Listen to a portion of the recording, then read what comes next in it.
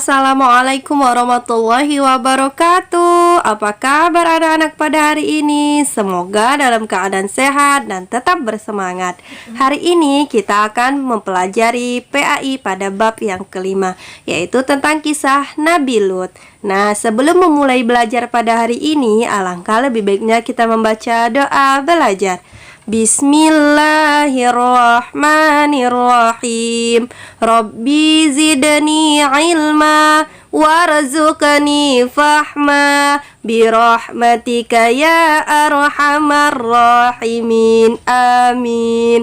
Nah, semoga dengan berdoa tadi bisa anak-anak pahami belajar pada hari ini. Silahkan disimak ya tentang kisah Nabi Lut dan kaumnya.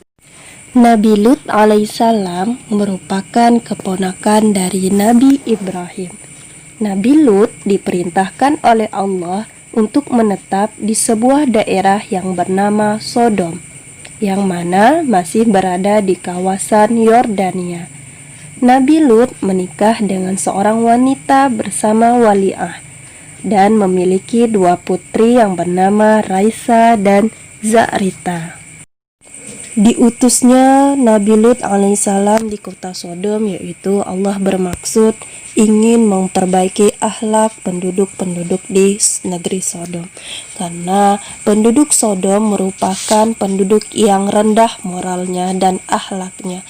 Mereka tidak mempunyai pegangan agama atau nilai kemanusiaan yang beradab.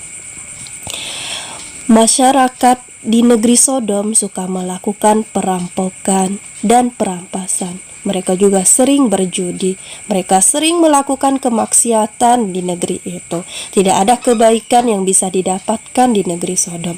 Bahkan kejahatan atau kemaksiatan yang paling buruk di negeri Sodom tersebut yaitu homoseksual, atau artinya lelaki menyukai lelaki dan perempuan menyukai perempuan. Akhirnya Nabi Lut diutus untuk memperbaiki akhlak mereka. Nabi Lut alaihissalam berdakwah kepada mereka agar meninggalkan adat kebiasaan keji mereka, yaitu melakukan perbuatan homoseksual dan lesbian. Nabi Lut mengatakan bahwa perbuatan itu bertentang dengan fitrah dan hati nurani, serta menyalahi hikmah yang terkandung di dalam penciptaan manusia, yang diciptakan menjadi dua jenis, yaitu lelaki dan wanita. Nabi Lut alaihissalam juga menasihati mereka agar supaya menghormati hak milik masing-masing dengan meninggalkan perbuatan perampasan, perampokan, serta pencurian yang selalu mereka lakukan di antara sesama mereka, dan terutama kepada musafir yang datang ke Sodom.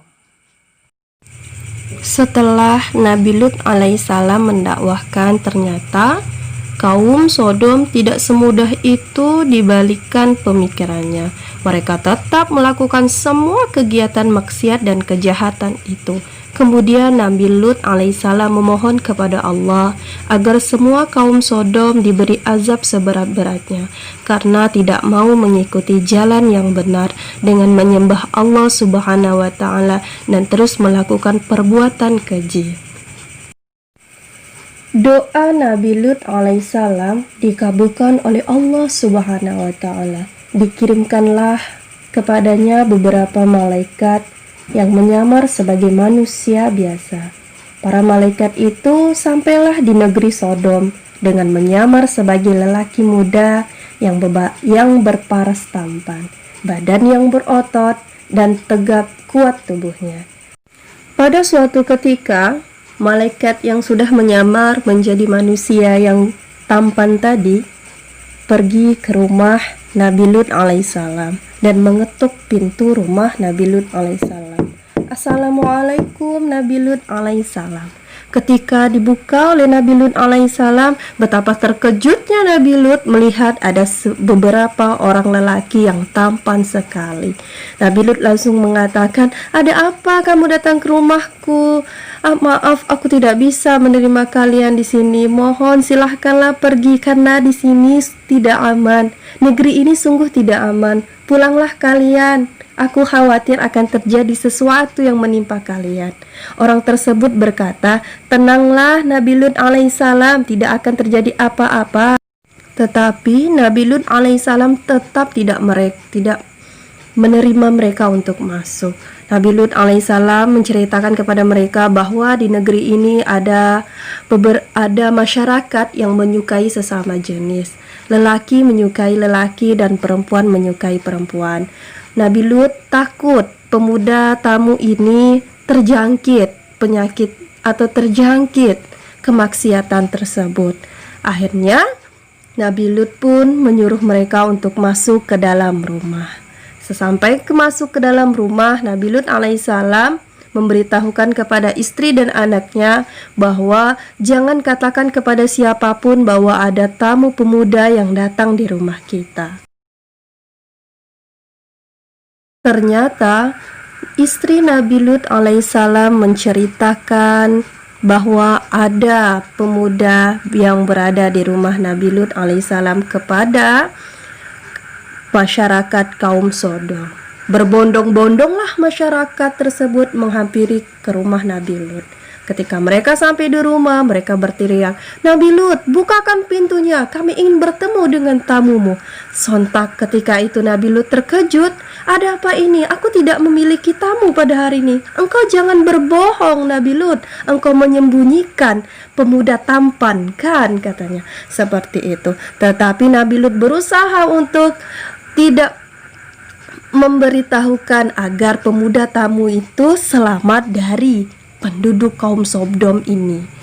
Pada saat itu, para tamu tersebut berkata, wahai Nabi Lut, bukakanlah pintu untuk mereka. Insya Allah tidak akan terjadi apa-apa. Nabi Lut bergetar, Nabi Lut takut apa yang akan terjadi nanti ketika ia membuka.